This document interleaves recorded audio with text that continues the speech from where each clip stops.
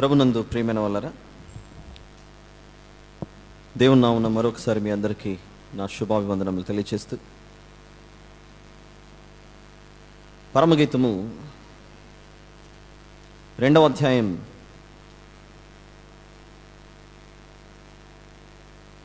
11 వరకు మనం ముగించుకోవడం జరిగింది. ఈ ఉదయకాలపు సమయంలో మనం మాట్లాడుకున్నటువంటి సందర్భం 11 వరకు మనం మాట్లాడుకున్నాం. 11ఏనా? కరెక్టేనా? 11 వరకేనా? ఎస్.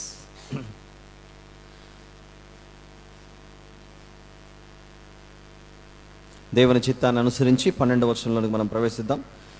దేశమంతటా పువ్వులు పూసి ఉన్నవి, పిట్టలు కోలాహలము చేయు కాలము వచ్చెను, పావుర స్వరము మన దేశంలో వినబడుచున్నది.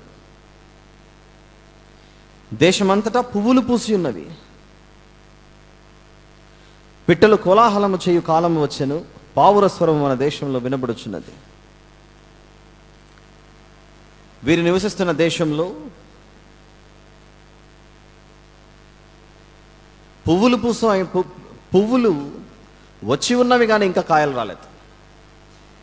ఏ చెట్టుకైనా పిందెలు రాకముందు పూత పూస్తుంది, పూత తర్వాత పిందెలు, పిందెల తర్వాత కాయలు, కాయల తర్వాత పండు, ఆ తర్వాత అది కోతకు సిద్ధపడుతుంది.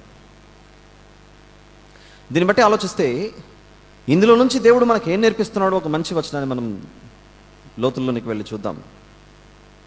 మత్తయి సువార్త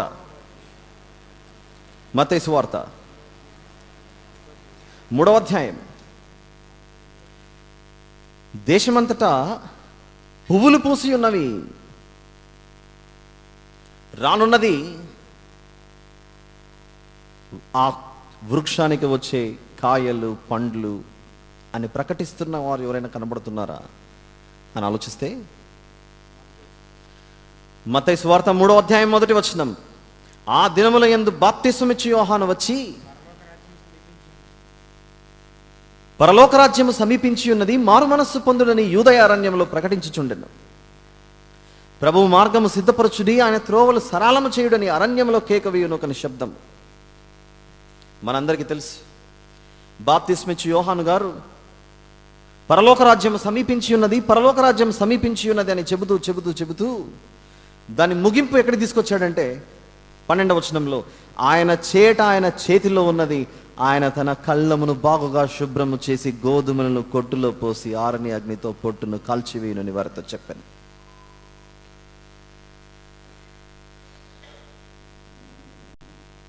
ఒక గింజ లేకపోతే ఒక పండు, దాని యొక్క ముగింపును చూపిస్తూ బాప్తిస్మిచ్చు యోహాను గారు మాట్లాడినదే, అతి సమీపంగా ఉన్నది కోత, అతి సమీపంగా ఉన్నది ఈ కోత.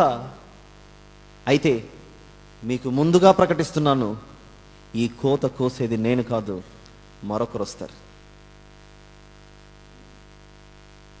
అర్థం చేసుకోవడానికి కష్టంగా ఉంటే ఒక్కసారి తిరిగి ఆ పరమగీతంలో మనం చదువుకున్న మాట దగ్గరికి వెళ్దాం. దేశమంతటా పువ్వులు పూసి ఉన్నవి, పిట్టలు కోలాహలము చేయు కాలం వచ్చెను, పావుర స్వరము మన దేశంలో వినబడుచున్నది. యేసు ప్రభు బాప్తిసం తీసుకుని ఒడ్డులోనికి రాగా పావురము, పరిశుద్ధాత్మదేవుడు పావురం వలె దిగి వచ్చుట మనం చూసాం. ఎవరు గుర్తుపట్టకపోయినా బాప్తిస్మిచ్చు యోహాను గారు గుర్తుపట్టి ఇదిగో పావురము దిగింది,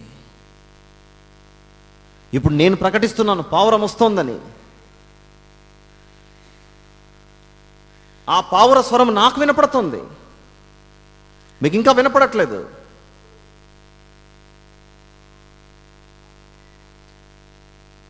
పువ్వులు పూసే కాలం మొదలైంది.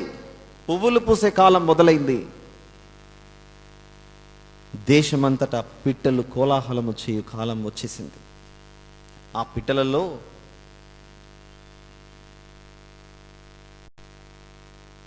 ఒకసారి మనం జాగ్రత్తగా ఒక సందర్భాన్ని గుర్తు చేసుకుందాం. తీయనవసరం లేదు. ఈరోజు మనం చాలాసార్లు చూసాం నిన్నటి నుంచి. మలాకి పుస్తకంలో మీ కొరకు నీతి సూర్యుడు ఉదయించును అనే మలాకి గారు ప్రకటించారు. మలాకి పుస్తకం పూర్తయిపోయిన వెంటనే మత్తయి సువార్తలో మనకు కనబడుతున్నది బాప్తిస్మిచ్చి యోహాను గారు. దేవుని వాక్యాన్ని చేత పట్టుకొని వీరు ప్రకటించినటువంటి ప్రకటనే, ఇదిగో మేము కోలాహలం చేస్తున్నాం, ప్రభు మార్గం సిద్ధపరచండి మేము కేకలు వేస్తున్నాం. పావురస్వరం వినపడుతోంది మన దేశంలో. జాగ్రత్తగా ఉండాలి. ఆదికాండము 8వ అధ్యాయం, ఒక్కసారి ఆదికాండం 8 దయచేసి అందరూ తీయండి. 11వ వచనంలో, సాయంకాలమున అది అతని యొద్దకు వచ్చినప్పుడు త్రుంచబడిన ఒలివ చెట్టు ఆకు దాని నోట నుండెను గనుక నీళ్లు భూమి మీద నుండి తగ్గిపోయినని నోవహునకు తెలిసెను.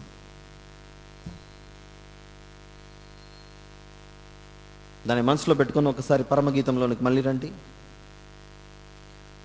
ఒక్కసారి ఆల్రెడీ మనం విన్న ఆ 11-12 వచనాలు కలిపి ఉన్న ఒక సందర్భాన్ని చూద్దాం. వర్షాకాలము తీరిపోయెను, వర్షం ఇక రాదు, దేశమంతటా పువ్వులు పూసి ఉన్నవి. ఆ కంటిన్యూషన్ చూడండి ఎంత బాగుందో. ఆదికాండం 8లో నోవహు గారు ఆ నల్ల పావురాన్ని విడువగా అది వెళ్ళి ఒక చిన్ని ఆకును తుంచుకుని వచ్చింది. దానికి నిదర్శనంగా ఇక మీదట వర్షము లేదు, అంత మహాకుండపోత వర్షం ఇక రాదు. ఇదిగో ప్రభువు మన మీద దయ చూపించాడు, ఇక మీద అలాంటి వర్షం రాదు. ఎండిపోయింది నేల. ఆ తర్వాత జరిగిన సందర్భమే దేవుడు ఇక మీదట ఎప్పుడు కూడా భూమి మీద ఇలాంటి వర్షాన్ని కురిపించనని నిర్ణయం తీసుకొని ఆకాశంలో మేఘమునందు ఒక ధనస్సును పెట్టాడు. దాని కంటిన్యూషన్ చూద్దాం. 11వ వచనం 12వ వచనం. వర్షాకాలము తీరిపోయెను, వర్షమిక రాదు, దేశమంతటా పువ్వులు పూసి ఉన్నవి, పిట్టలు కోలాహలము చేయు కాలము వచ్చెను. ఎందుకు? పావురస్వరం వినబడే సమయం అతి సమీపాన ఉందని ప్రకటిస్తున్నాడు. ఎవరు?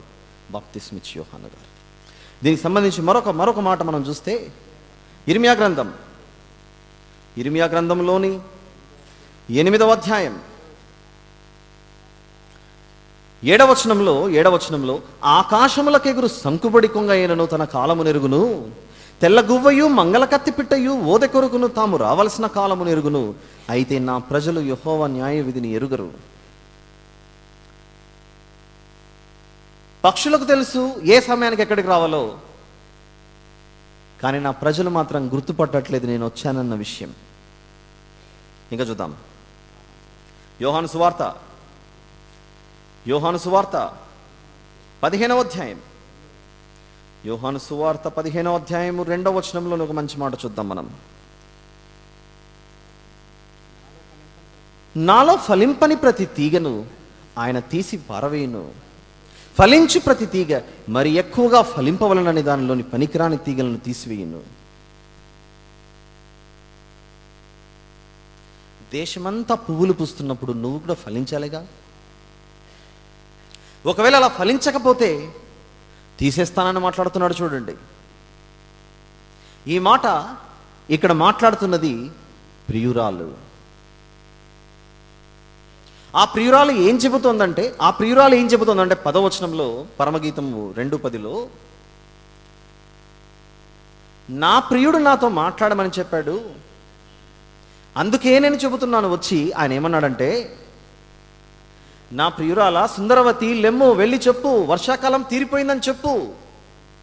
అక్కడ మాట్లాడుతున్నది ప్రియురాలైనా మాట్లాడమని చెప్పినది మాత్రం ప్రియుడే. ప్రియురాలి సొంత మాటలు కాదవి. ప్రియుడు చెప్పిన మాటలను తీసుకొని వచ్చి ప్రియురాలు వివరిస్తుంది. ఏమని వివరిస్తుంది? దేశమంతటా పువ్వులు పూసాయి, పిట్టలు కోలాహలము చేయు కాలం వచ్చింది, పావురస్వరం వచ్చిందని చెప్పు. మరొక మాట చూద్దాం. యెషయా గ్రంథములోని 35వ అధ్యాయం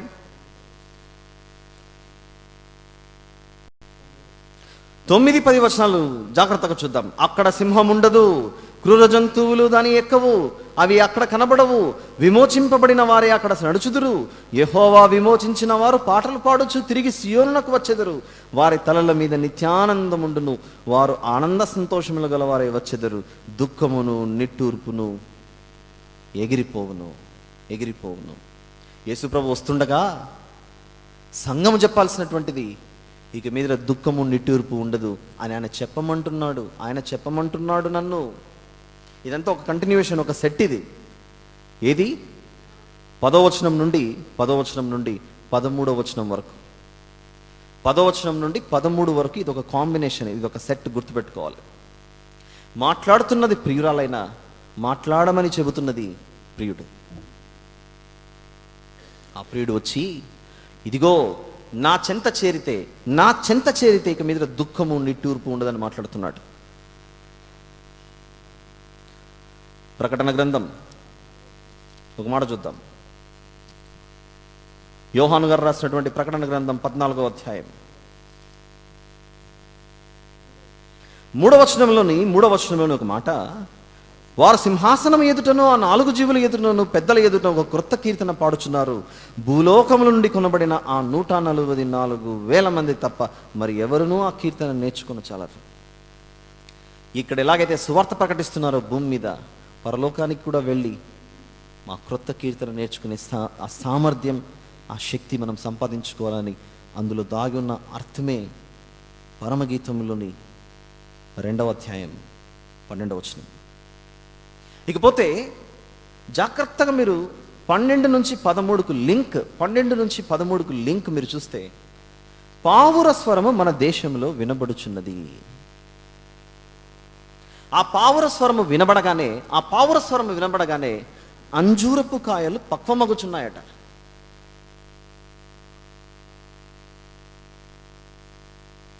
అర్థం చేసుకోవడం కష్టం. ఇలాంటి కాంబినేషన్ ఎక్కడన్నా జరిగిందా? ఎలాంటి కాంబినేషన్? పావుర స్వరం వినబడటం, అంజూరపు కాయలు పక్వమగడం. యోహాను సువార్త 1వ అధ్యాయం ఏం మాట్లాడుకుంటున్నాం? పావుర స్వరము వినపడినప్పుడు అంజూరపు కాయలు పక్వమైనటువంటి సందర్భం. పక్వమైనటువంటిది అంటే పండుగ మారటానికి దగ్గరలో ఉన్నటువంటిది ఇది. యోహాను సువార్త 1వ అధ్యాయము 48వ వచనంలో నతనయేలు గురించి యేసు ప్రభు మాట్లాడుతూ, లేదా 47లో చూడండి, 47, 48, 49. యేసు నతనయేలు తన యొద్దకు వచ్చుట చూచి, ఇదిగో ఇతడు నిజముగా ఇశ్రాయేలీయుడు, ఇతని యందు ఏ కపటమును లేదని అతని గురించి చెప్పాను. నన్ను నీవు ఎలాగూ ఎరుగుదువని నతనయేలు ఆయన అడుగగా, యేసు, ఫిలిప్పు నిన్ను పిలువక మునుపే నీవు ఆ అంజూరపు చెట్టు క్రింద ఉన్నప్పుడే నిన్ను చూచి తిని. అంజూరపు చెట్టు క్రింద నతనయేలు కూర్చుండగా ఆ పావుర స్వరం వినపడింది. కాంబినేషన్ చూడండి ఎంత బాగుందో. ఏమని చెప్పాను? పరమగీతము 10 నుంచి 13 వరకు ఒక సెట్. అది 10 నుంచి 13 వరకు ఒక సెట్ అయితే, ఆ 10వ వచనంలో ప్రియుడు ప్రియురాలితో పలకగా, ప్రియురాలు వెళ్ళి చెప్పగా జరుగుతున్న సందర్భం ఎంత ఖచ్చితంగా ఆ ట్రయాంగిల్ అలా సెట్ అవుతుంది చూడండి. యేసు ప్రభు పావుర స్వరం అయితే, ఆ స్వరము ఫిలిప్పును పిలిస్తే, ఫిలిప్పు గారు నతనయేలును పిలిస్తే, నతనయేలు ఆ సమయంలో అంజూరపు చెట్టు కింద కూర్చున్నాడు. అక్కడ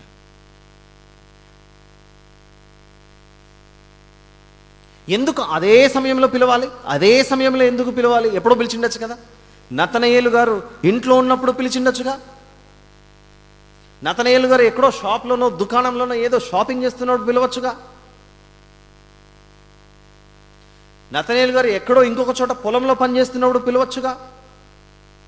నో, నతనయేలు గారిని అంజూరపు చెట్టు క్రింద ఉన్నప్పుడే పిలవాలి. కారణం, ఒక రెఫరెన్స్ చూపించి, మత్తయి సువార్తలో ఒక మాట ఉంటుంది. యేసు ప్రభు భూమి మీదకి ఎందుకు వచ్చాడంటే, 5వ అధ్యాయం మత్తయి సువార్త 5వ అధ్యాయం 17వ వచనంలో ధర్మశాస్త్రమునైనను ప్రవక్తల వచనములైనను కొట్టివేయవచ్చితనని తలంచవద్దు, నెరవేర్చుటకే గాని కొట్టివేయుటకు నేను రాలేదు. నెరవేర్చుటకే గాని కొట్టివేయుటకు నేను రాలేదు అని అంటే, ఈ పావుర స్వరము ఒక వ్యక్తి అంజూరపు చెట్టు కింద కూర్చున్నప్పుడే పిలువమని అక్కడ పరమగీతంలో ఒక ప్రవచనం రాసుంది గనుక ఆ సమయంలోనే పిలవాలి. ఆ లేఖనం నెరవేరబడాలి అని అంటే, ఆ లేఖనం నెరవేరబడాలి అని అంటే ఆ సమయంలోనే పిలవాలి. ఎందుకు మనం ఇలా లైన్ చూస్తున్నామో తెలుసా? బైబిల్ గ్రంథంలో ఉన్న 66 పుస్తకాలలో ఏ పుస్తకము కూడా ఇంతగా పద్య భాగపు భాషను ఉపయోగించలేదు. పోయట్రికల్గా ఉపయోగించినటువంటి పుస్తకం ఈ పుస్తకమే కనబడుతుంది. ఎంత బాగుంది చూడండి కాంబినేషన్. అది పావుర స్వరము మన దేశంలో వినపడుచున్నది, అంజూరపు కాయలు పక్వమగుచున్నవి, ద్రాక్ష చెట్లు పూత పట్టి సువాసనిచ్చుచున్నవి. నా ప్రియురాల సుందరవతి లెమ్మో రమ్మో. మరొక వచనం చూద్దాం. యెషయా గ్రంథం 52వ అధ్యాయం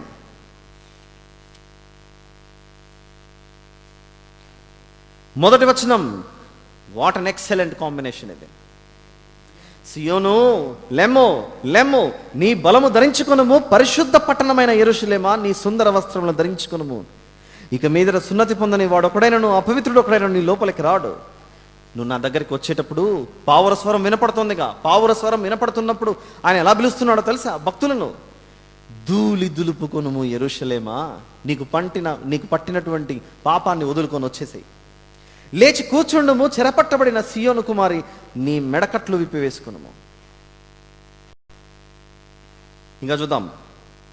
కొరింథీయులకు రాసినటువంటి 2వ పత్రిక 16. కొరింథీయులకు రాసినటువంటి 2వ పత్రిక 16వ అధ్యాయం. జాగ్రత్తకు మంచి వచనం చూద్దాం. క్షమించాలి, 6వ అధ్యాయం.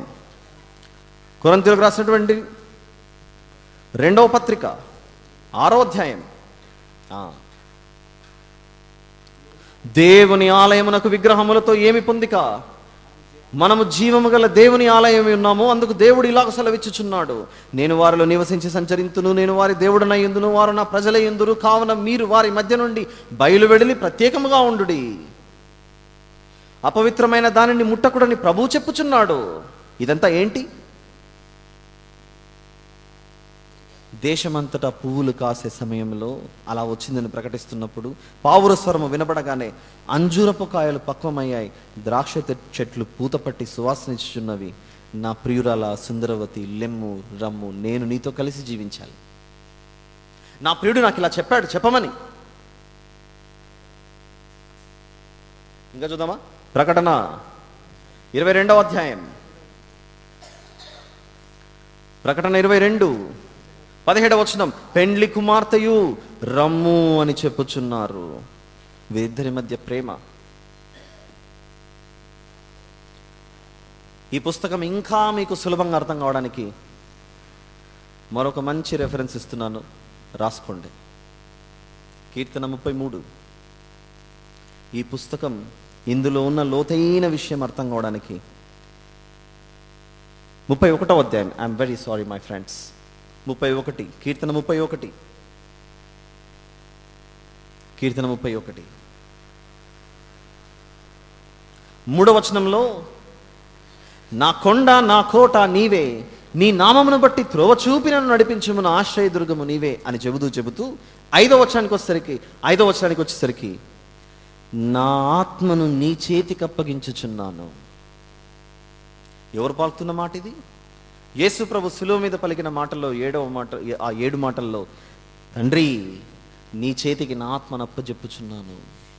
ఆ తర్వాత అదే మాట ఎవరు పలికారు? స్టెఫెను గారు పలికారు. స్టెఫెను గారు పలకడమే కాక భూమి మీద ఉన్న సంఘములో ఉన్న సభ్యులందరూ ఏమంటున్నారంటే, యేసయ్యా నా కొండ నా కోట నీవే, నా ఆత్మ నీదే. అందుకే యేసు ప్రభు ఏమని ప్రార్థించాడు? తండ్రి నేను నీవు ఏకమై ఉన్నలాగున, నా ఆత్మ నీ ఆత్మ ఏకమై ఉన్నలాగున వారి ఆత్మ కూడా ఏకమవ్వాలి అని ప్రార్థిస్తున్నాడు అక్కడ. ఎందుకు చెబుతున్నానో తెలుసా ఈ కాంబినేషన్, ఈ రెఫరెన్స్ మళ్ళీ ఎందుకు ఇచ్చానంటే, నీకు తెలియకుండానే తండ్రి నా ఆత్మను శుద్ధీకరించవా, పాపము నుండి నన్ను పవిత్రపరచవా అని మనం ప్రార్థన చేయమా చెప్పండి. ఇదిగో నా జీవితం నీకే బాప్తిస్మం తీసుకున్న రోజు నువ్వు చేసే ప్రమాణం అదే. ఆఫీస్లోకి వెళ్ళి ఉద్యోగం చేసినట్లా బాప్తిస్మం తీసుకోవడం అంటే కాదుగా. ఆయన అడుగు జాడలలో ఆయన చెయ్యి పట్టుకొని నడుస్తామని మనం చేసిన ప్రమాణం ఆ రోజు అది. నిన్ను సృష్టించిన దేవుడు నీకు భర్త అయి ఉన్నాడు అని అంటే, ఆ దేవునితో కలిసి జీవిస్తున్నావు అంటే ఆయన చెయ్యి పట్టుకొని నడవాలి. చూద్దాం మరొక వచనం,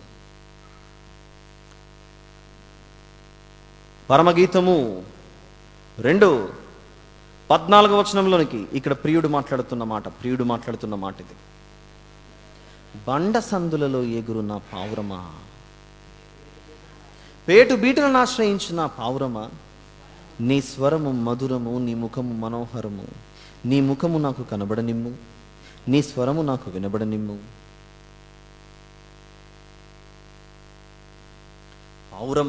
పావురము అన్నప్పుడు జాగ్రత్త పడాలి.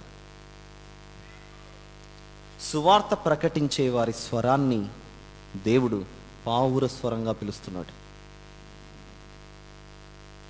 ఇదిగో తోడేళ్ల మధ్యకు గొర్రెలు పంపినట్లు నేను మిమ్మల్ని పంపిస్తున్నాను. అందుకే ఆ మాట చూడండి ఎలా ఉండాలట. చూడండి, దయచేసి చూడండి మరొకసారి.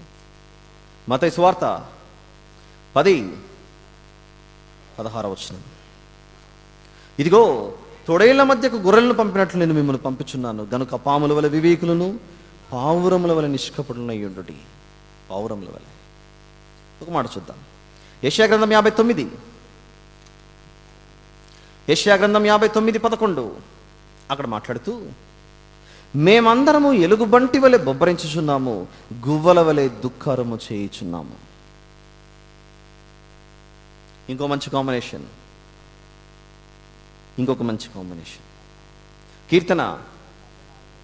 కీర్తనలోకి వెళ్ళే ముందు ఒకసారి ఇర్మియా గ్రంథంలోనికి వద్దాం. ఇర్మియా 48:28 వచనాన్ని చూడండి. ఇర్మియా 48:28 వచనం. కొండపేటు సందులలో గూడు కట్టుకుని గువ్వల వలె కొండలో కాపురముండుడి. మనం ఏం చదువుకుంటున్నాం పరమగీతంలో? బండ సందులలో ఎగురు నా పావురమా, పేటు బీటలను ఆశ్రయించు నా పావురమా అంటే, పావురాలు నివసించే స్థలం అవి మనుషులతోనే కలిసి ఉన్నట్లుగా బ్రతుకుతూ ఉంటాయి. మీరు గమనించారా? పెద్ద పెద్ద పట్టణాల్లో, నగరాలలో మిగిలిన పక్షులు ఏ కొండల్లోనో గుట్టల్లోనో ఎక్కడో ఉన్నట్లుగా అవి ఉండవు. మన ఇండ్లలో, మన ఇంటి దగ్గర మనతో పాటు నివాసం చేస్తుంటాయి. అయితే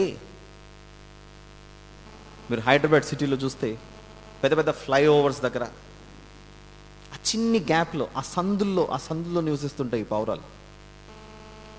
దాని గురించే కొండపేటు సందులలో గూడు కట్టుకుని గువ్వల వలె కొండలో కాపురముండుడి. ఇంకో మాట, దీన్ని ఎక్కడ తీసుకెళ్తున్నాడో దేవుడు చూద్దాం మనం. యెహెజ్కేలు 7:16 వచనాన్ని చూద్దాం. ఇది చూసి మనం కీర్తనల్లోకి వెళ్దాం. యెహెజ్కేలు 7:16.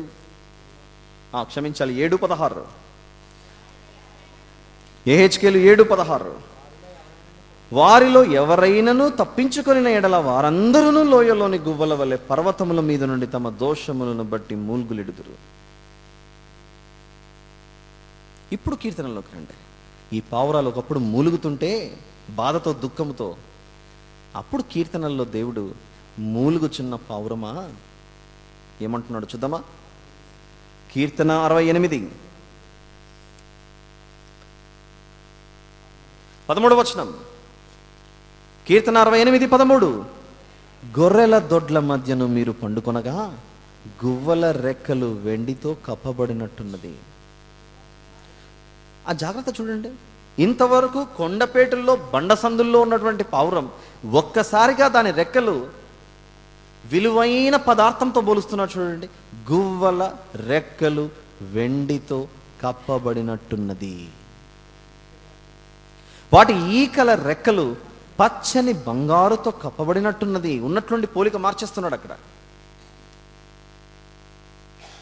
సాధారణమైన పావురం విలువైన పావురంగా ఎలా మారుతుంది? ఇది కొండపేటల్లోనో సందుల్లోనో నివసించే ఆ పావురం ఒక్కసారిగా దాని రెక్కలు వెండట, దాని ఈకల రెక్కలు పచ్చని బంగారట. ఇది ఎలా జరుగుతోంది? ఇది ఎలా జరుగుతోంది అని అంటే, ప్రతి మనిషి దేవుని దగ్గరికి రాగా దేవుడు అంత అమూల్యమైన విలువైనటువంటి వ్యక్తులుగా మార్చి చివరికి ఎక్కడికి తీసుకెళ్తున్నాడు తెలుసా? ఈ పావురాలను జయించువానికి. ప్రకటన గ్రంథం 3వ అధ్యాయం. విలువైన వాటిని తీసుకొని వెళ్ళి ఎక్కడ కూర్చోపెడుతున్నాడు? ప్రకటన గ్రంథం 3వ అధ్యాయం 21వ వచనం. నేను జయించి నా తండ్రితో కూడా ఆయన సింహాసనం ముందు కూర్చుండి ఉన్న ప్రకారము జయించు అని నాతో కూడా నా సింహాసనం ముందు కూర్చుండబెట్టుతున్నాను. దాని డెస్టినేషన్. అయితే దేవుడు అంటున్నాడు అలాంటి పావురమా, ఇక మీదట కొండలు గుట్టలు వాటిని ఆశ్రయించడం మానేసాయి. ఎందుకంటే మన దేశంలో గుట్ట కనబడితే, కొండ కనబడితే, పర్వతం కనబడితే ఈ దేవుణ్ణి విడిచి మరొక చోటికి వెళ్ళే అవకాశాలు మనకు ఎక్కువగా ఉన్నాయి. ఇంతకంటే వివరణ ఎక్కువ ఇవ్వాల్సిన అవసరం లేదు. ఎందుకంటే మునుపు దూరస్థులమైనటువంటి మనం ఎక్కడ పడితే అక్కడ దేవుడు అని చెట్టుకని, రాతికని, పుట్టకని పూజించి పర్వతాలకు, కొండలకు ఎక్కిపోయినటువంటి మనం పిలుస్తున్నాడు ఆయన వచ్చి, నీ స్వరము నాకు వినిపించు. అదే పిలుస్తున్నాడు అక్కడ. బండ సందులలో ఎగురు నా పావురమా, పేటు బీటలను ఆశ్రయించు నా పావురమా, నీ స్వరము మధురము, నీ ముఖము మనోహరము, నీ ముఖము నాకు కనబడనిమ్ము. ఎక్కడికంటే అక్కడికి వెళ్ళి నీ జీవితాన్ని పాడు చేసుకోకు. నీ ముఖము నాకు కనబడనిమ్ము, నీ స్వరము నాకు వినబడనిమ్ము. అయితే నీ స్వరము వినిపించేటప్పుడు జాగ్రత్తగా ఉండు, ఎందుకంటే నువ్వు ద్రాక్ష తోటలో తిరుగుతున్నావు అని 15వ వచనంలో మన ద్రాక్ష తోటలు పూత పట్టి ఉన్నవి.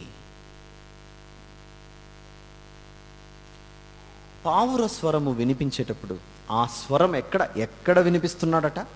ద్రాక్ష తోటలో. ఏంటి ద్రాక్ష తోట? బైబిల్ ప్రకారంగా ద్రాక్ష తోట ఏంటి? మొన్న చెప్పాను. ఇది డే 2 డే 3 నాకు గుర్తు రావట్లేదు. డే 3 రాయదు. ఇశ్రాయేలు జనాంగానికి కనాను దేశాన్ని ఇచ్చి ఈ వంశమున ద్రాక్ష తోట అన్నాడు. ఇదే మాటనే ఎదోమీయులకు ఏ మన్యాన్ని ఇచ్చాడు? శేయీరు మన్యాన్ని ఇచ్చాడు. చెప్పాను ఈ విషయం, మీరు గుర్తుందో లేదో? ఇశ్రాయేలీయులకు ఆ ఇశ్రాయేలు దేశం ఒక ద్రాక్ష తోట అయితే, ఎదోమీయులకు శేయీరు మన్యం ఒక ద్రాక్ష తోట అయితే, భారతీయులకు ఇది మన ద్రాక్ష తోట. ఈ ద్రాక్ష తోటలో ఎవరు తిరుగుతున్నారట?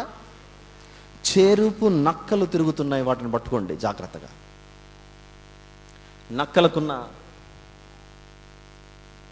నక్కలకున్నటువంటి స్వభావం ఏంటంటే, ద్రాక్ష తోటలు పూత పూసినప్పుడు దగ్గరికి రావు.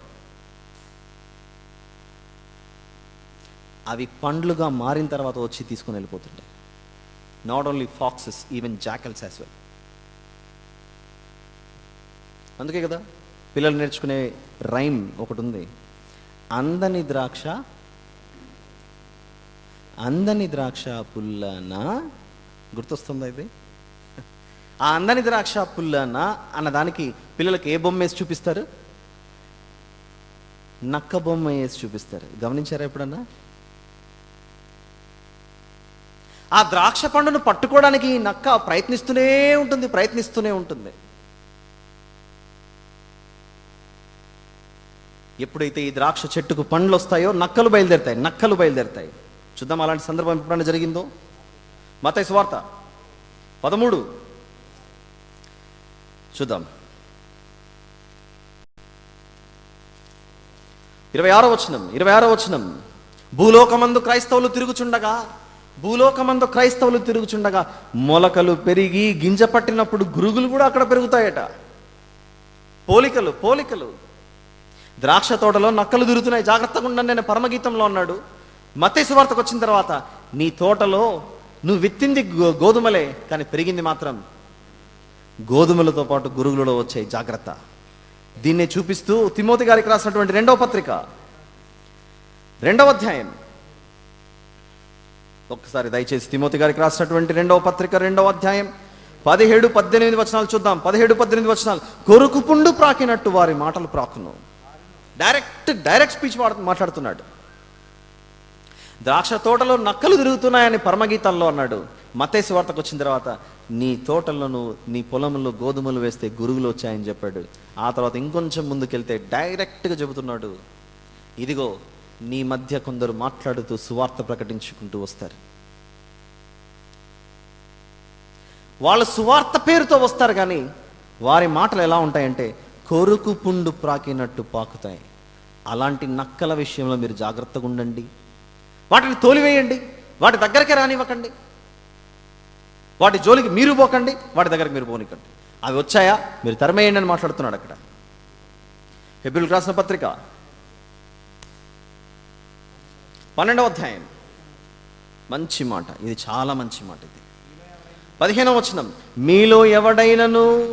మీలో ఎవడైనను దేవుని కృపను పొందకుండా తప్పిపోవునేమో. దేవుని కృప ఎలా తప్పిపోతుంది? దేవుని కృప ఎలా తప్పిపోతుంది అని అంటే ఎవరో ఒక నక్క లాంటి వాళ్ళు వచ్చి తీసుకొని వెళ్ళిపోతారు. చేదైన వేరు ఏదైనాను మొలిచి కలవరపరచడం వలన అనేకులు అపవిత్రులైపోదురేమో. మీ తోటలోనికి నక్కలను రానియకండి అని చెబుతున్నాడు అక్కడ. మర్చిపోయే అవకాశం ఉంటుంది కనుక మనం ఏం మాట్లాడుకుంటున్నామంటే, మన ద్రాక్ష తోటలు పూత పట్టి ఉన్నవి, ద్రాక్ష తోటలను చెరుపు నక్కలను పట్టుకొనుడి. భోంచేస్తున్నాం అనుకోండి, ప్లేట్లో భోంచేస్తున్నప్పుడు స్టీల్ ప్లేట్లో ఏదో శబ్దం వస్తూ ఉన్నట్లు ఉంటుంది. అప్పుడప్పుడు రాయి పడితే, ఇసుకను రాయో పడితే ఆ ప్లేట్లో ఆ భోజనంలో ఆ రాయి పట్టుకునేంతవరకు, ఆ రాయిని తీసి పక్కన పెట్టేంతవరకు మనం వదలం. అవునా? అలానే ఆత్మీయ జీవితంలో కూడా మన హృదయంలోనికి వాక్యం వెళ్తుంది అని అంటే ఎలాంటి వాక్యం వెళ్తుందో జాగ్రత్తగా చూసుకోవాలి. ఒకవేళ నక్కలాంటి సమాచారం మనకు వస్తుంటే మాత్రం జాగ్రత్త పడాలి. కేవలం వారొక్కరే కాదు, ఈ ద్రాక్ష తోటలను నాశనం చేసేవారు చాలామంది తయారవుతారని ప్రతి సందర్భంలో, ప్రతి కాలంలో, ప్రతి తరంలో దేవుడు ఏదో ఒక ఉపమానాన్ని, ఏదో ఒక ఉదాహరణను ఉపయోగిస్తూ చెప్పుకుంటూనే వచ్చేటి. అందులో భాగంగానే పరమగీతంలో ఏమో ద్రాక్ష తోటలోనికి నక్కొస్తుందని చెప్పాడు. మత్తయి సువార్తలో గోధుమ చేనేస్తే గురుగులలో వస్తాయని చెప్పాడు. అదే తిమోతికి వచ్చిన తర్వాత డైరెక్ట్గా చెబుతున్నాడు, చేదనేదేదో ఉందేమో జాగ్రత్తగా చూసుకోండి. అదే హెబ్రీయులకు వచ్చిన తర్వాత మీరు ఎలాగైనా దేవుని కృపను పోగొట్టుకుంటారేమో జాగ్రత్త అని హెచ్చరించాడు. ఇదే మాటను, అదే పోలిక కలిగిన మరొక మాటను ప్రసంగి గ్రంథం 10లో కూడా ఆయన ఎలాంటి ఉదాహరణ ఉపయోగిస్తున్నాడో చూడండి. చూద్దాం జాగ్రత్తగా. ప్రసంగి గ్రంథం 10వ అధ్యాయం 1వ వచనం. బుక్కావాని తైలములో చచ్చిన ఈగలు పడుట చేత అది చెడు వాసన కొట్టును. ఒక ఇంపైన అత్తరులో, మంచి పర్ఫ్యూమ్లో, ఒక సెంట్లో చచ్చిన ఈగ పడితే ఎలా ఉంటుందో చెప్పండి? దాని వాసన అంతా చెడిపోతుంది.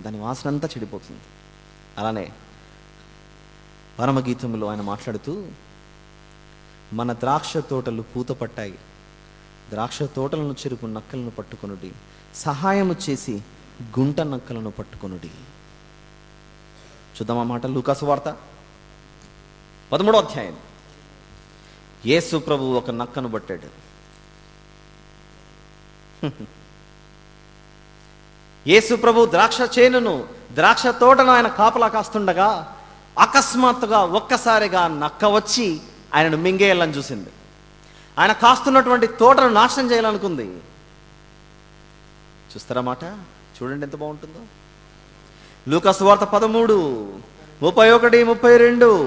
ఆ గడియలోనే కొందరు పరిసయ్యులు వచ్చి, నీవిక్కడ నుండి బయలుదేరి పొమ్ము, హేరోదు నిన్ను చంపగోరుచున్నాడని ఆయనతో చెప్పగా ఆయన వారిని చూచి, మీరు వెళ్ళి ఎవరితో చెప్పుడి?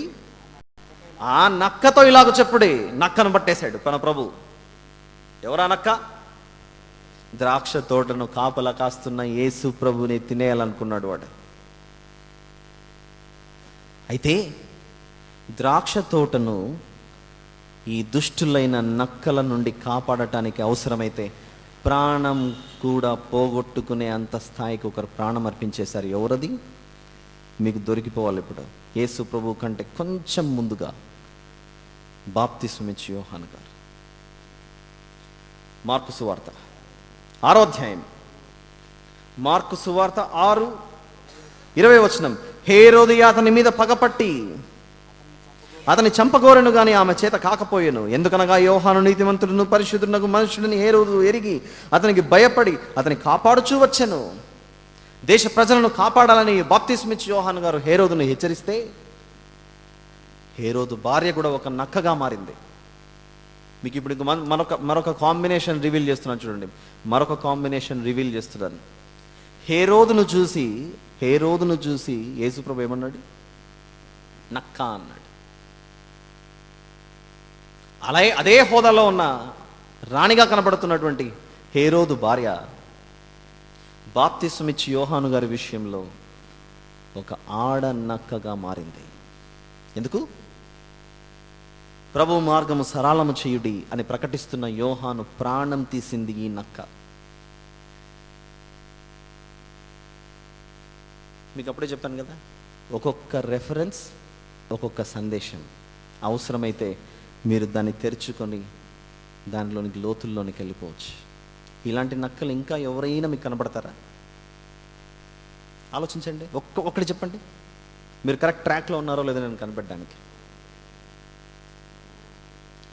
ఏలియా గారు దేశాన్ని కాపాడుతున్నప్పుడు ఏలియా గారి జీవితంలో ఒక నక్క బయలుదేరింది. ఎవరది? యెజబెల్. ఇంకొక కాంబినేషన్ చెప్తాను. యూదుల కొరకు నిత్యము నిరంతరము ప్రార్థన చేస్తున్నటువంటి మొర్దెకై జీవితంలో, ఎస్తేరు గ్రంథంలో చూసారా? మీరు కనెక్ట్ అయిపోతున్నారు మెల్లిమెల్లిగా.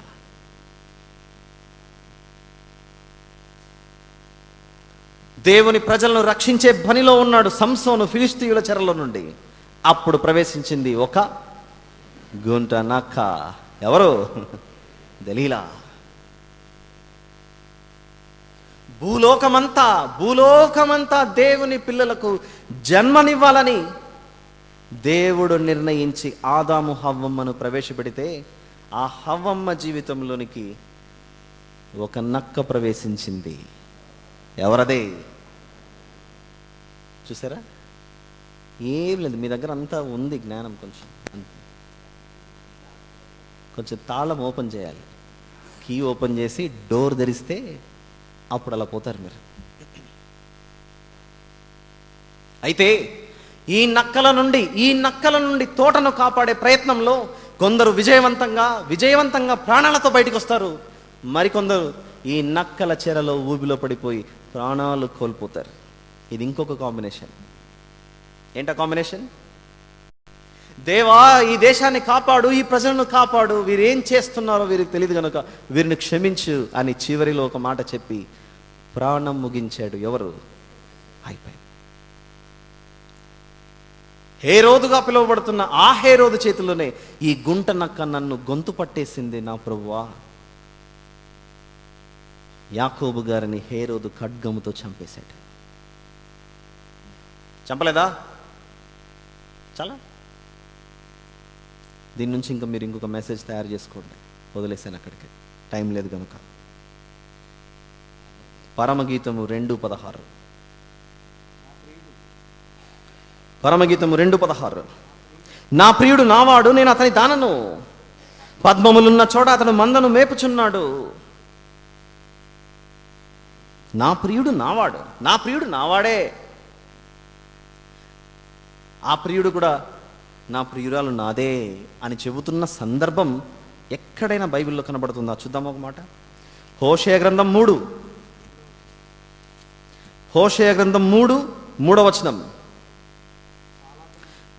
దేవుడు ఒక ప్రజతో మాట్లాడుతూ, ఒక జనాంగముతో మాట్లాడుతూ, చాలా దినములు నా పక్షంలో నిలిచి ఉండి ఏ పురుషుని కూడకయు వ్యభిచారము చేయకయు నీ ఉండవలను, నీ ఎడల నేనును అలాగునందును. ఇంకా ముందుకెళ్దాం. యోహాను సువార్త 14:21 ఆయన మాట్లాడుతూ, నువ్వు నేను ఒకటే, నేను నువ్వు ఒకటే అని చెప్పడానికి ఆయన ఉపయోగిస్తున్న మాట, నా ప్రియుడు నావాడే ఎప్పుడవుతాడు, నీ ప్రియుడు నీవాడు ఎప్పుడవుతాడు అని అంటే ఆయన అంటున్నాడు యోహాను సువార్త 14:21, నా ఆజ్ఞలను అంగీకరించి 14:21 యోహాను సువార్త, నా ఆజ్ఞలను అంగీకరించి వాటిని గైకొను వాడే నన్ను ప్రేమించువాడు, నన్ను ప్రేమించువాడు నా తండ్రి వలన ప్రేమింపబడును, నేనును వానిని ప్రేమించి వానికి నన్ను కనుబరుచుకుందనని చెప్పాను. ఆయన ఆజ్ఞలు కనుక్కొని ఉంటే ఆయన ఎప్పుడు మనతోనే ఉంటాడట. ఆయన ఆజ్ఞలు గైకొనకపోతే విడిచి వెళ్ళిపోతాడు, ఒక్క క్షణం కూడా ఉండడు. దేవుని మనస్సు ఏంటో చెప్తాను వినండి జాగ్రత్తగా. నిన్ను సృష్టించిన వాడు నీకు భర్త అయి ఉన్నాడు అన్న మాటను చూసారా యెషయా గ్రంథం 54లో. మరోలాగా అనుకోకుండా పెద్ద మనసుతో పెద్దవారిగా ఆలోచించండి, ఆత్మీయ ఉద్దేశంతో. ఇద్దరు దంపతులు ఇంట్లో కాపురం చేస్తుండగా భర్త లేని సమయంలో మరొక పురుషుడు వచ్చి తలుపు తట్టగా ఈ స్త్రీ తలుపు తీస్తే అది ఎంత నేరమో ఆ విషయం భర్తకు తెలిస్తే జీవితంలో మరి ఆ స్త్రీని దగ్గరికి తీసుకురాడు. కానీ దేవుడు ఇర్మియా గ్రంథం 3:1లో నా భార్యవైన నీవు నన్ను విడిచి వెళ్ళిపోయినా నిన్ను పవిత్రపరిచి తిరిగి మళ్ళీ రమ్మని పిలుస్తున్నాను, నీ వస్తావా అని పిలిచాడు. ఇర్మియా గ్రంథం 3:1లో ఆ మాట. మరియు తన భార్యను,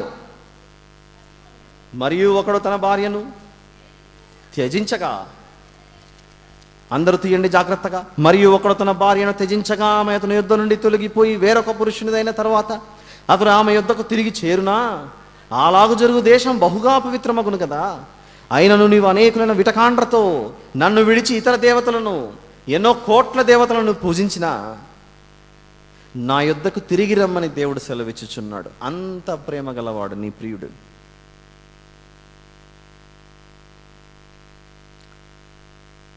పద్మములున్న చోట అతడు మందను మేపుచున్నాడు. Where is Rajesh? ఇమేజ్ చూపించాలి ఒకటి. ఒక పూల వనం నేను మీకు పంపించాను,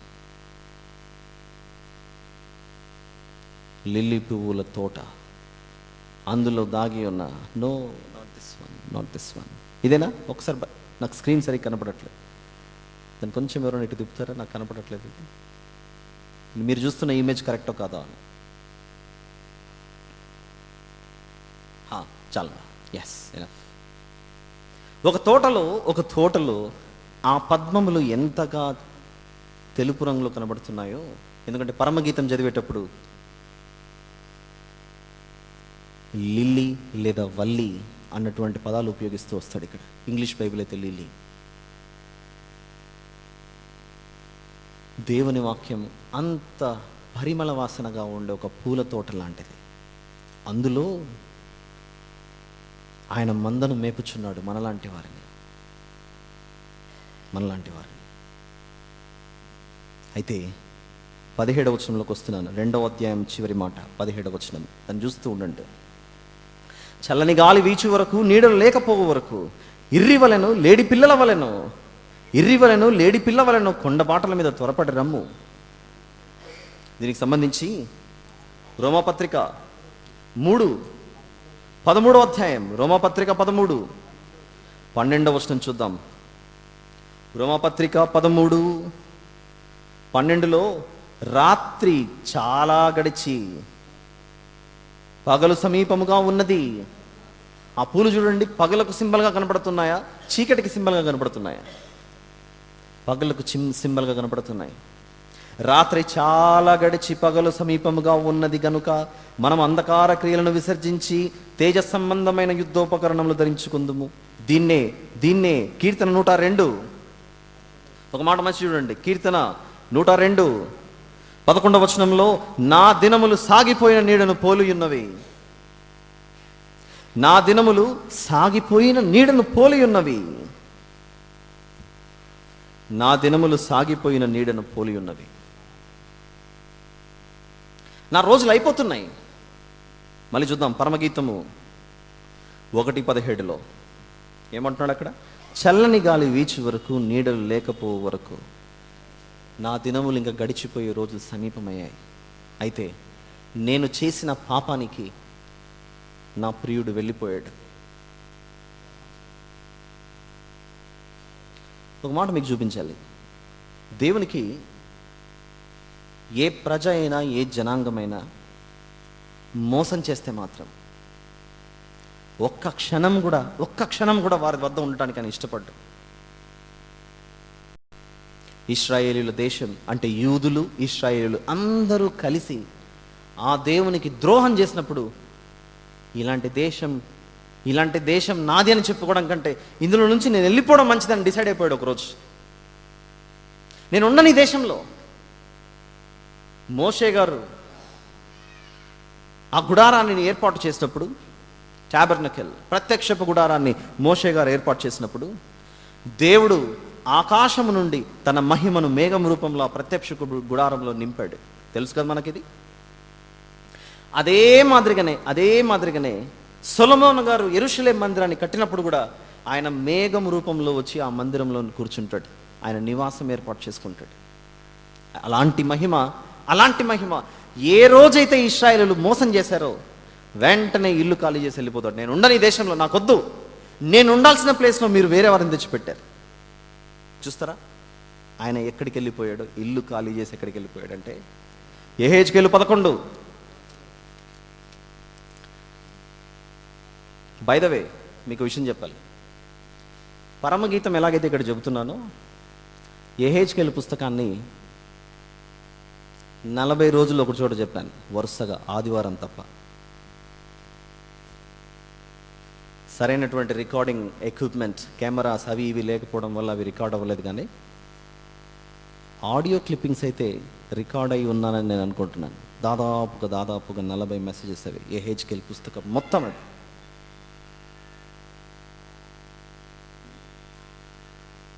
చాలామంది యెహెజ్కేలు పుస్తకాన్ని చూస్తే దయచేసి phones please. I have been patiently bearing all this, but you should be very careful about your mobile phones. యెహెజ్కేలు 11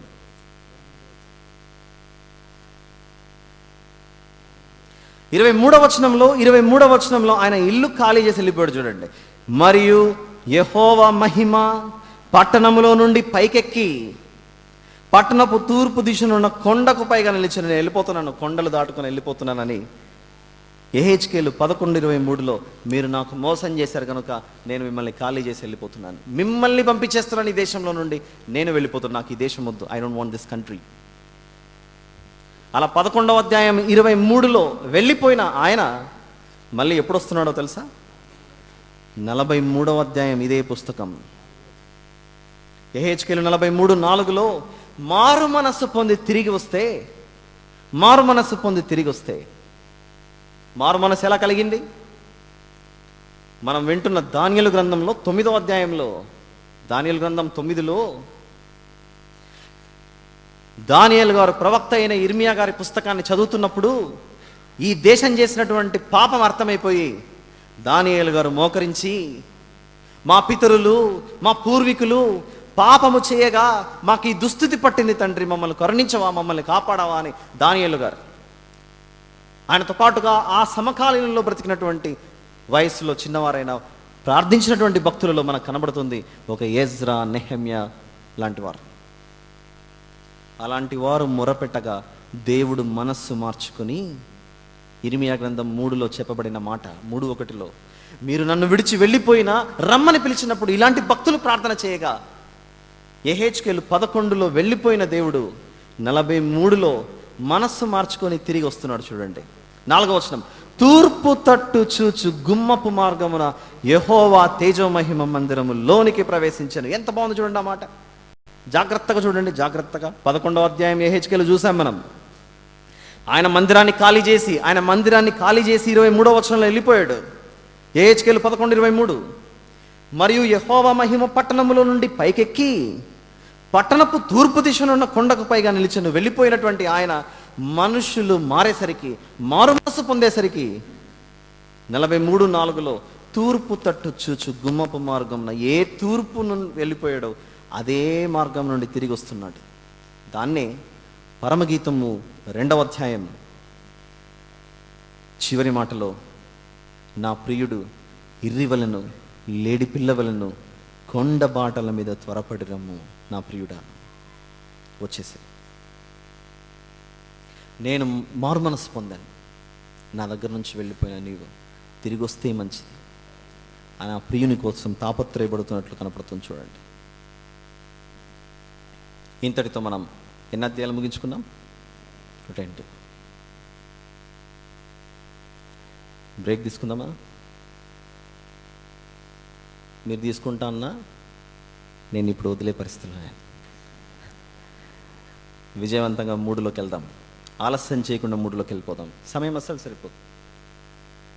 3వ అధ్యాయం మొదటి వచనం, రాత్రి వేళ పరుండి ఉండి నేను నా ప్రాణప్రియుని వెదకినను అతడు కనపడకపోయాను. ఎప్పుడు? రాత్రి వేళ పరుండి వెతుకుతున్నారట. రాత్రి వేళ. యెషయా గ్రంథం 26:9వ వచనంలో, యెషయా గ్రంథం 26:9లో, రాత్రి వేళ నా ప్రాణము నిన్ను ఆశించుచున్నది. 3వ అధ్యాయంలో ప్రవేశించాం మనం. రాత్రి వేళ నా ప్రాణము నిన్ను ఆశించుచున్నది, నాలోనున్న ఆత్మ ఆసక్తితో నిన్ను ఆశ్రయించుచున్నది. నీ తీర్పులు లోకమునకు రాగా లోక నివాసులు నీతిని నేర్చుకుందరు. రాత్రి వేళ వెతుకుతున్నారట. ఎంత బాగుంది చూడండి కాంబినేషన్ ఇది. రాత్రి వేళ నా ప్రాణం నిన్ను ఆశించుచున్నది అంటే అర్థం ఏంటో తెలుసా?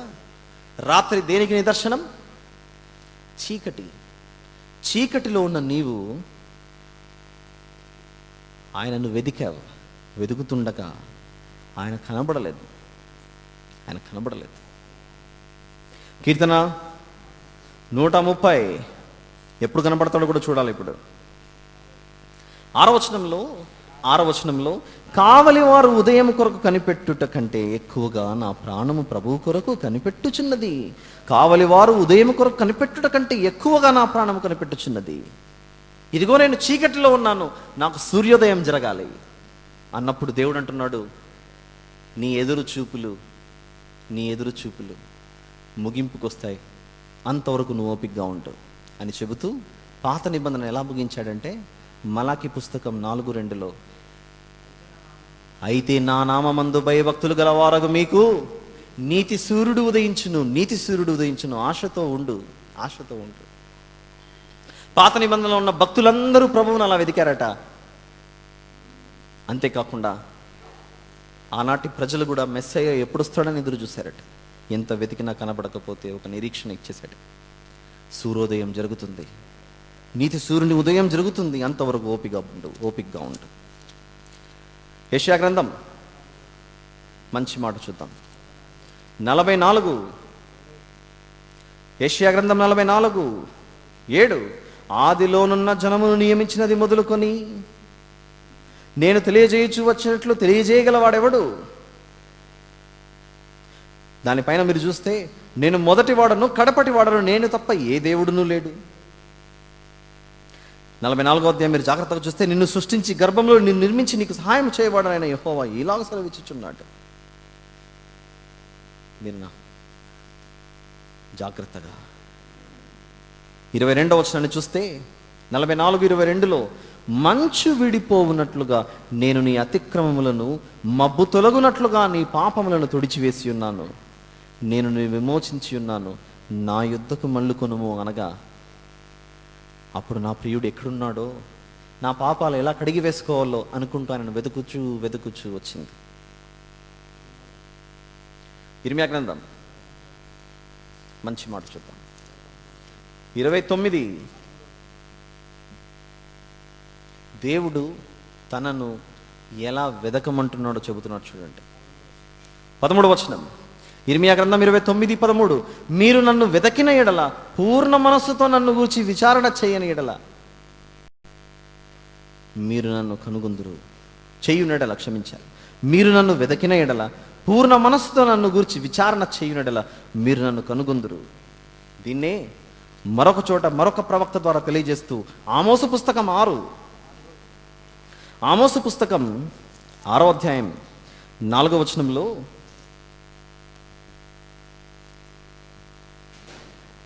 దంతపు మంచముల మీద పరుండుచు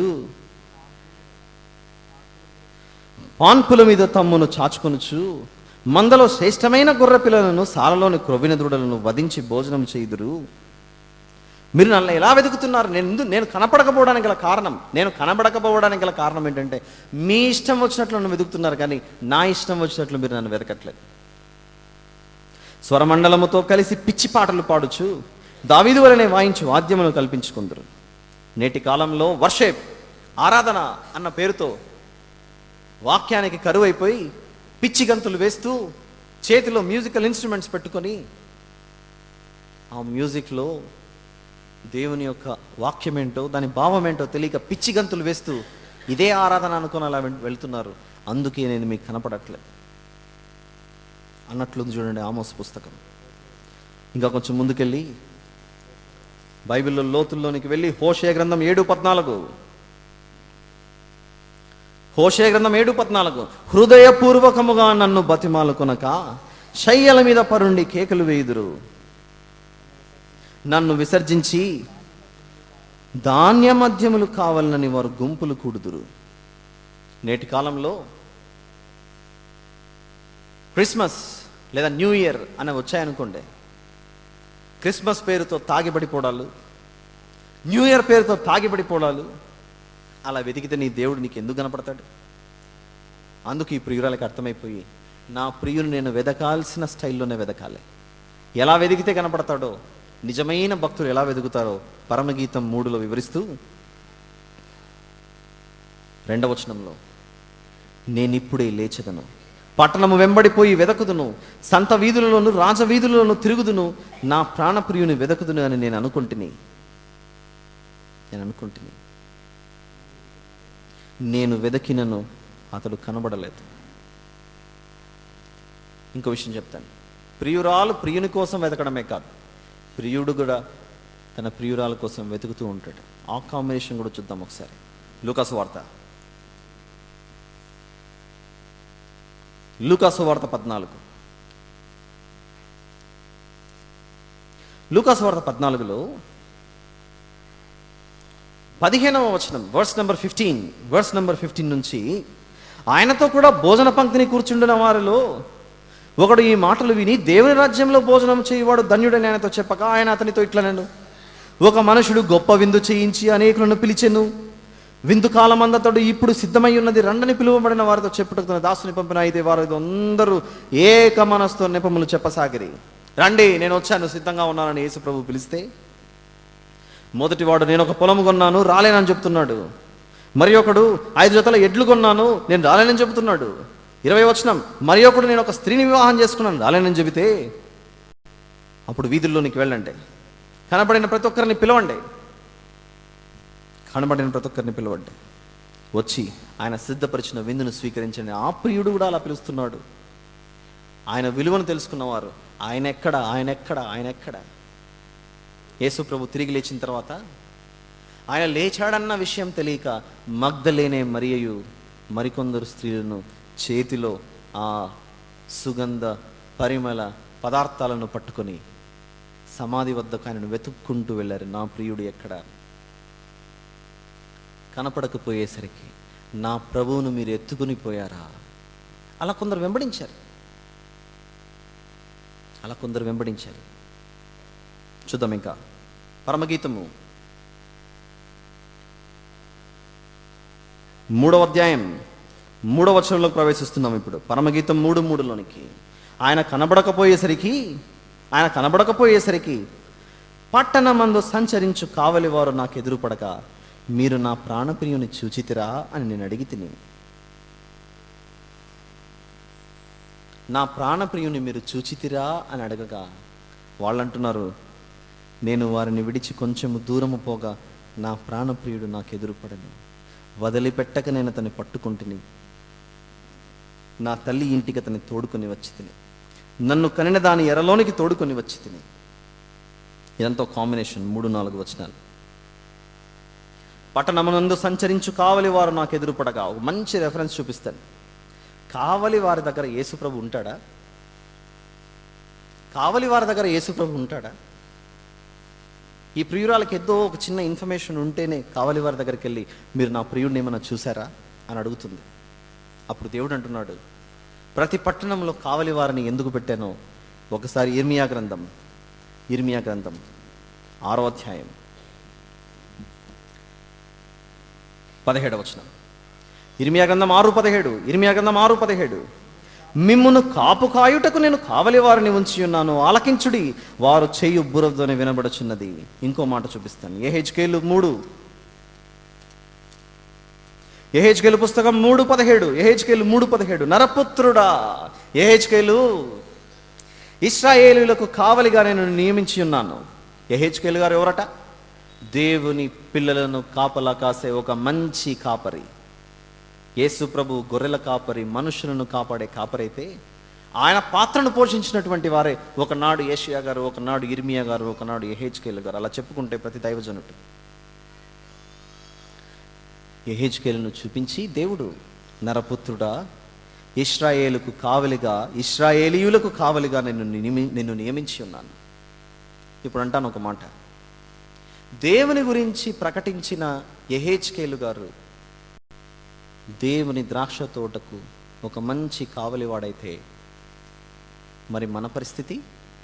సంఘాన్ని కాపాడే దైవజనులు, సంఘాన్ని కాపాడే సేవకులు, వారి పరిస్థితి? హెబ్రీయులకు రాసినటువంటి పత్రిక 13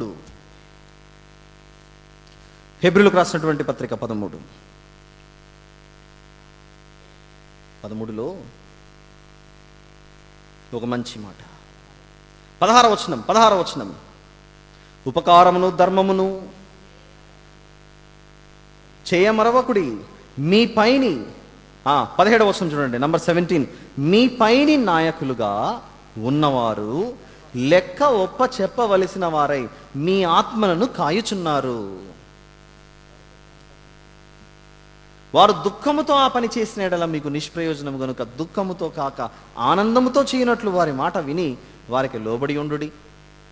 ఎక్కడి నుంచి తీసుకొచ్చాడు చూడండి.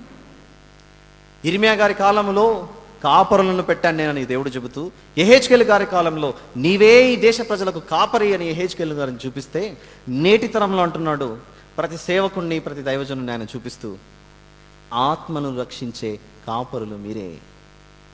వారి వద్దకు వస్తే ఎవరు దొరుకుతారట? పరమగీతము 3:4 వచనం, లేదా 3:4 రెండు కలిసి ఉన్నటువంటిది. పట్టణమునందు సంచరించు కావలి వారు, సువార్థికులు ఎక్కడ తిరుగుతారు? గ్రామాలలోనూ, పట్టణాలలోనూ, నగరాల్లోనూ తిరుగుతుంటే నా ప్రియుడిని మీరు చూసారా? మీకు తెలియకుండానే మీరు ఈ పని చేస్తుంటారు తెలుసా? అప్పుడప్పుడు మాకు ఫోన్లు వస్తుంటాయి, అన్నా బైబిల్లో ఈ వాక్యం చదువుతున్నాను కానీ మాకు అర్థం కావట్లేదు, కొంచెం చెప్తారా? డైరెక్ట్గా యేసు ప్రభుతోనే మాట్లాడొచ్చుగా, ఆయన గురించి తెలుసుకోవాలంటే దేవుడు చెబుతున్నాడు, మీ కొరకు ఆత్మల కాపరులను పెట్టాం అని దేవుడు మాట్లాడుతూ, వారిని సంప్రదించండి, మీకు ఎవరు దొరుకుతారు? రక్షకుడైన యేసు ప్రభు.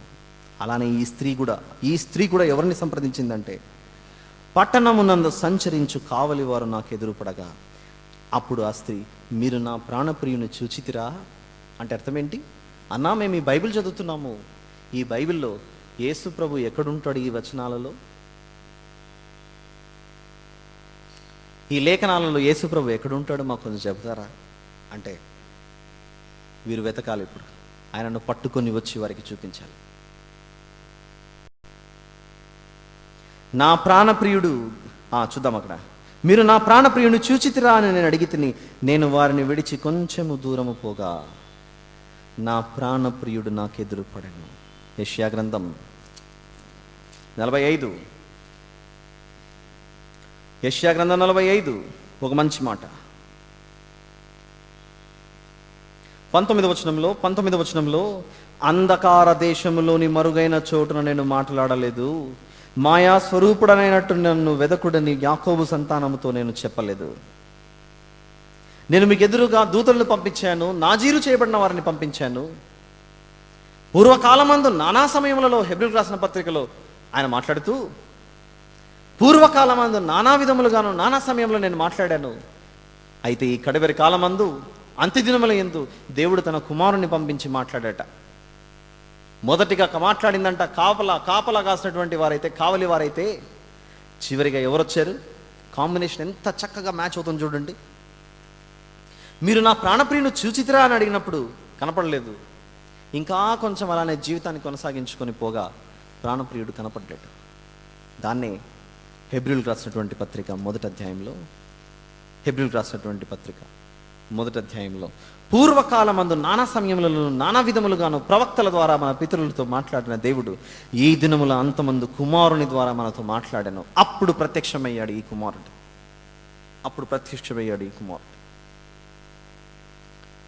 అలా ప్రత్యక్షం కాగా నా ప్రాణప్రియుడు కనబడగానే వదిలిపెట్టక నేను అతన్ని పట్టుకొంటిని, నా తల్లి ఇంటికి అతన్ని తోడుకొని వచ్చి తిని, నన్ను కనిన దాని ఎరలోనికి తోడుకొని వచ్చి తిని. ఇంతకు తల్లెవరు? ఈ బిడ్డెవరు? చెయ్యి పట్టుకోవడం ఏంటి? చూద్దాం అది కూడా. ఈ తల్లి బిడ్డలు ఎవరో చూద్దాం. గలతీయులకు రాసిన పత్రిక. నా ప్రాణప్రియుడు దొరకగా ఆయన చెయ్యి పట్టుకొని వదలక నా తల్లి ఇంటికి తీసుకుని వచ్చారట. నా తల్లి ఇంటికి. గలతీయులకు రాసిన పత్రిక 4:19 నా పిల్లలారా, క్రీస్తు స్వరూపం మీ యందు ఏర్పడు వరకు మీ విషయమై మరలా నాకు ప్రసవ వేదన కలుగుచున్నది. ఏంటి కాంబినేషన్ ఇది? యేసు ప్రభువులో జన్మించాలి నూతనముగా. యోహాను సువార్తలో నికోదేము అన్న వ్యక్తి వచ్చినప్పుడు, ఒకడు నూతనంగా జన్మించితేనే కానీ రక్షణ పొందలేడు అని చెప్పినప్పుడు, తల్లి గర్భంలోనికి మళ్ళీ ఒకరు ఎలా ప్రవేశించగలరు అని అంటే ఆత్మీయ జీవితంలో గురించి మాట్లాడుతున్నాడు యేసు ప్రభు అక్కడ. కానీ శరీర రూపంగా ఆలోచిస్తున్న నికోదేముకు మాత్రం ఆ విషయం అర్థం అవ్వలేదు. అదేవిధంగా నువ్వు జన్మించిండొచ్చు, నీ వయసు 30, 40, 50 సంవత్సరాలు కావచ్చు. కానీ దేవుడు అంటున్నాడు, ఒక వ్యక్తి నూతనముగా మళ్ళీ క్రీస్తులో జన్మించినటువంటి వ్యక్తి ఎక్కడికి వెళ్ళాలో చెబుతూ ఇదే గలతీయులకు రాసిన పత్రిక 4:26 అయితే పైనున్న యెరూషలేము స్వతంత్రముగా ఉన్నది, అది మనకు తల్లి. భూమి మీద ఉన్న యెరూషలేము కాదు, పైనున్న యెరూషలేము నాకు తల్లి.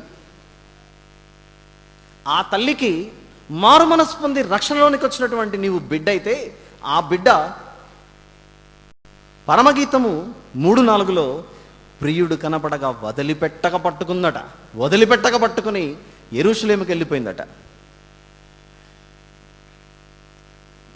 కనెక్ట్ అవుతున్నాయా మీకు కనెక్ట్ అవుతున్నాయో తెలియదు, నాకు తెలియదు. కానీ ఇప్పుడు చెబుతున్నాను, ఆ పైనున్న యెరూషలేము తల్లి ప్రియుడు కనబడతానే చెయ్యి విడువక పట్టుకొని ఆ ప్రియునితో పాటు ఆ నూతన యెరూషలేముకి వెళ్ళిపోయిందట. యేసు ప్రభు చివరి రాకడ యందు జరిగేదే. ఆ చివరి రాకడలో నాకొద్దు ఈయన అని చెయ్యి విడిచిపెట్టావనుకో, ఆయన నీ చెయ్యి పట్టుకోలేదు. అక్కడ చూడండి, అక్కడ వదిలిపెట్టక నేను అతని పట్టుకుంటుని. చెయ్యి పట్టుకోవడాలు 2 రకాలు. చెయ్యి పట్టుకోవడాలు 2 రకాలు ఉంటాయి. ఒకటి షేక్ హ్యాండ్ ఇచ్చేది, ఇంకొకటి చెయ్యి తీసుకొని కొట్టేది అనుకోకండి. ఒకటి పసిబిడ్డలు, పిల్లలు రోడ్డు దాటేటప్పుడు లేకపోతే ఇంకొక ప్రమాదకరమైన పరిస్థితిలో ఉన్నప్పుడు జాలీగా పెద్దోళ్ళని పట్టుకొని తిరగరు. వాళ్ళని చెయ్యి వదిలితే నా నా ప్రాణమే పోతుందని భయంతో పసిబిడ్డలు, పిల్లలు గట్టిగా నాన్న చెయ్యి, అమ్మ చెయ్యి పట్టుకొని రోడ్డు దాడతారు.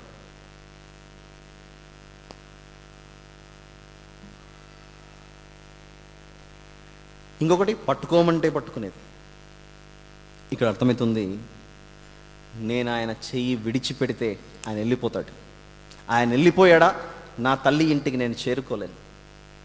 నా తల్లి ఇంటికి చేరుకోవాలంటే నా ప్రియుని చెయ్యి నేను పట్టుకోవాల్సిందే అని విడువక, ఆయనను ఎడబాయక గట్టిగా పట్టుకున్నటువంటిదే ఈ ప్రియుని చెయ్యి.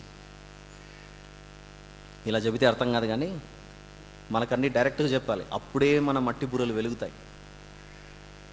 చూద్దాం, అదే మత్తయి సువార్త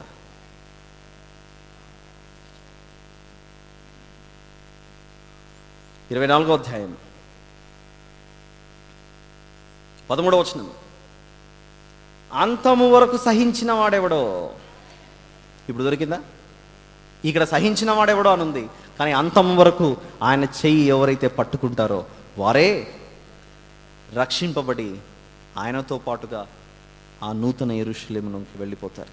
కానీ ఇక్కడ కాంబినేషన్ మీరు చూడాల్సినది, నా తల్లి ఇంటికి అతని తోడుకొని వచ్చి తిని, నన్ను కనిన దాని ఎరలోనికి తోడుకొని వచ్చి తిని. యేసు ప్రభు మనల్ని తోడుకొని పోతాడు, కానీ మనం ఆయనను తోడుకొని పోవడం ఏంటి?